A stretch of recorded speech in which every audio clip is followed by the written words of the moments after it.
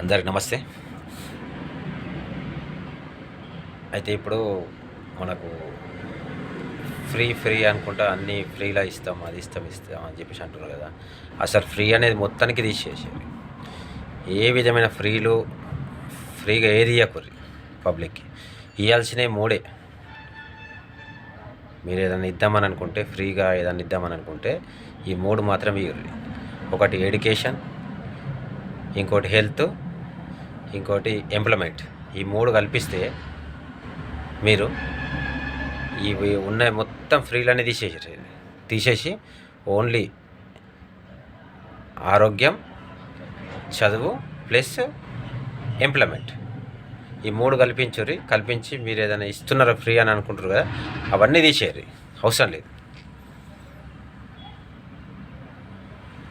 ఎందుకంటే ఇప్పుడు ప్రతి ఒక్కటి మీరు ఫ్రీ అనుకుంటా తర్వాత ఎందులోనో ఒక దాంట్లో కవర్ చేసుకుంటా తీస్తారు ఎట్లన్నా మళ్ళీ పబ్లిక్ దగ్గరనే. దాని బదులు ఆల్రెడీ గవర్నమెంట్ స్కూళ్ళు ఉన్నాయి, అలా మంచి ఎడ్యుకేషన్, మంచి ఫౌండేషన్స్, మంచి సిస్టమ్ సెట్ చేస్తే అయిపోతుంది. ఆల్రెడీ గవర్నమెంట్ హాస్పిటల్స్ ఉన్నాయి, ఆ వ్యవస్థను మంచిగా చేస్తే అయిపోతుంది. ఎంప్లాయ్మెంట్, ఈ మూడు ఇచ్చిన తర్వాత పబ్లిక్ ఏం అవసరం ఉంటుంది?